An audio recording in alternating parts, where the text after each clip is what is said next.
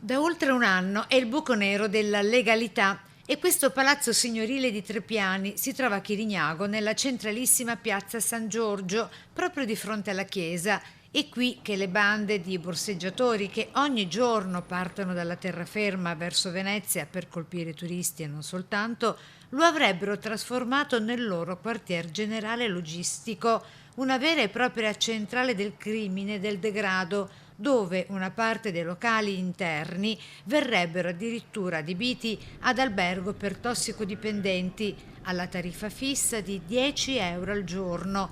L'immobile è sottratto alla disponibilità dei proprietari attraverso un raggiro. Da quel momento le porte del palazzo si sono spalancate alla criminalità, ma restano chiuse per i proprietari, nonostante denunce su denunce e l'atteso sfratto esecutivo che non arriva mai. Il palazzo è costantemente presidiato da borseggiatori o borseggiatrici sentinella, come attestano le nostre immagini.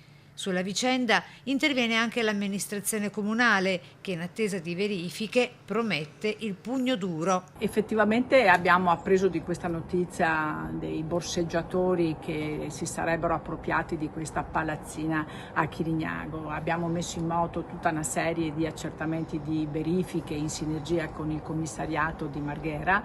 È da tener presente che risulta che comunque questi soggetti abbiano già avuto uno sfratto esecutivo che mi auguro possa essere rispettato a breve. Tutti gli accertamenti che potremo fare come amministrazione comunale per quanto di competenza di carattere amministrativo li metteremo in atto e poi verificheremo come stanno effettivamente le cose.